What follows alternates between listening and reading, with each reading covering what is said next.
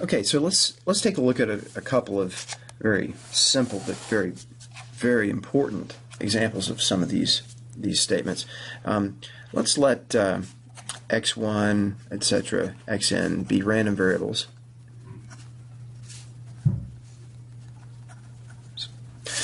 With the same distribution, or at least they don't have to have the same distribution, but at least with let's say the expected value of x sub I is mu, and the variance for x sub I equals sigma squared for each I.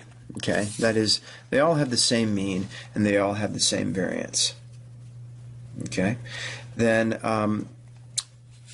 let's define this x bar. This is when we write this in probability or statistics, but what we mean is in fact, maybe I'll put a little in there. What this is this is the sample mean.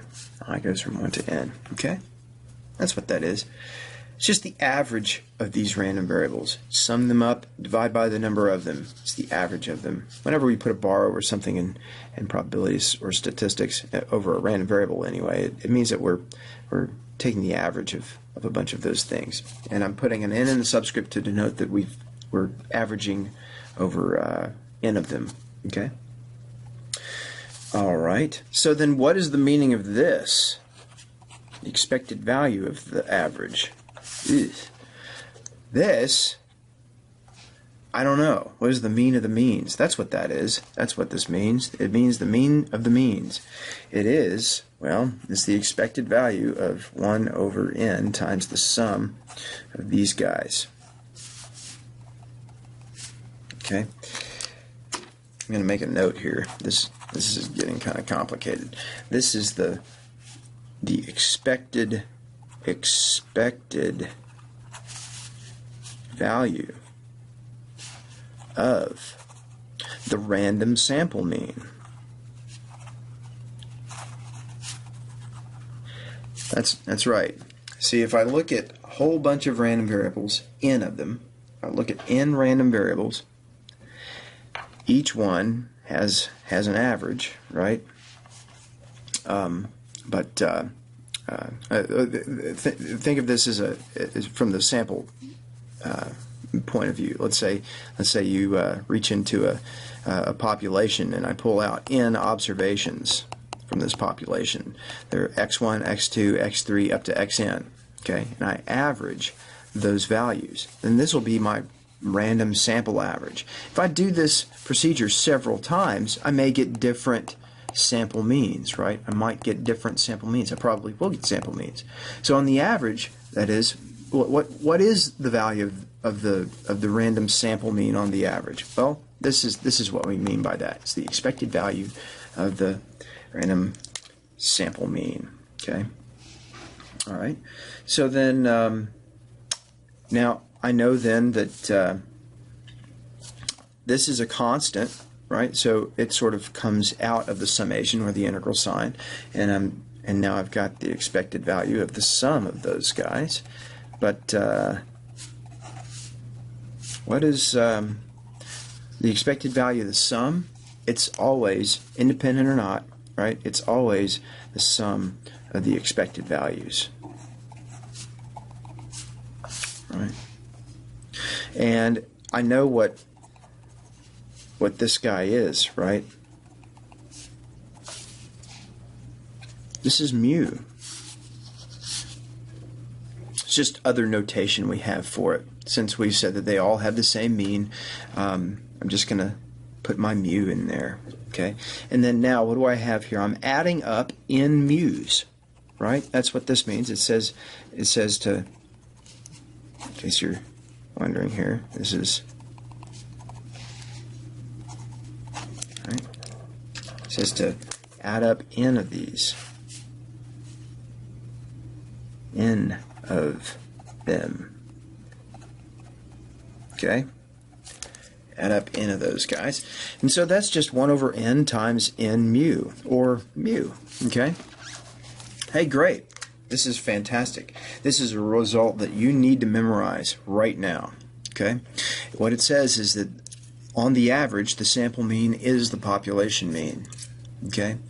Or the expected value of the sample mean is the mean of the distribution. Okay?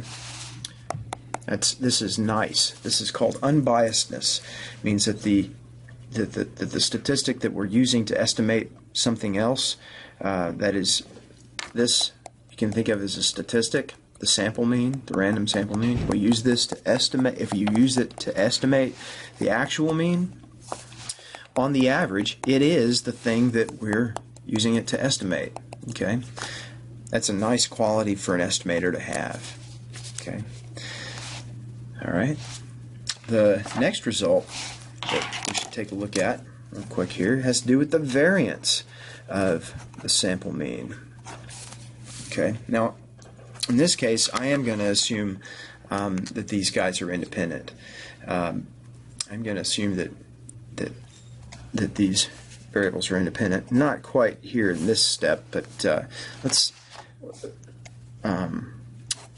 What is the variance of the sample mean? Well, it's going to be the variance of 1 over n times the sum of these. I goes from 1 to n, right? Because that's just what the sample mean means.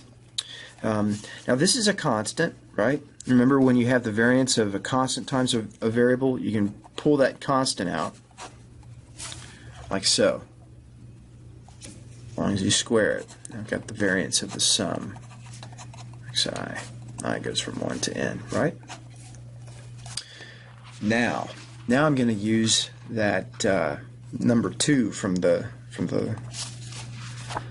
before, right? Got 1 over n squared times, what's the variance of this sum? Well, it's the sum. I goes from 1 to n of the variances, right? xi plus, I'm going to use that third form of it, though, because that's pretty convenient. You see that written a lot. This is I goes from 1 to n minus 1. J goes from 2 up to n of the covariances. Covariances of xi with xj. Right? And I is less than j. Close her up there. Now,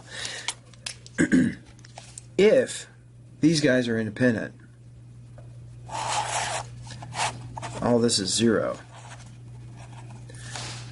If x1, xn are independent. Okay? So that's very, very nice. That's very nice, because it means that all of this is 1 over n squared times the sum of the variances. It's from 1 to n. But now, what is the variance of these? All have the same variance, right?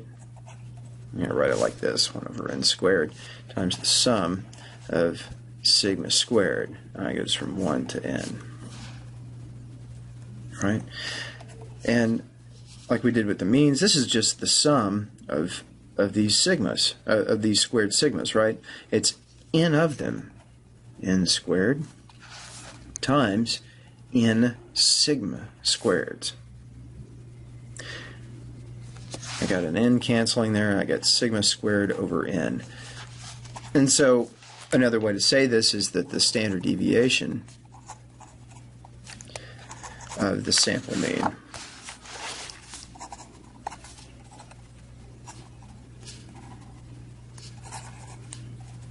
which sometimes, by the way, we just express as this, a standard deviation of the sample mean.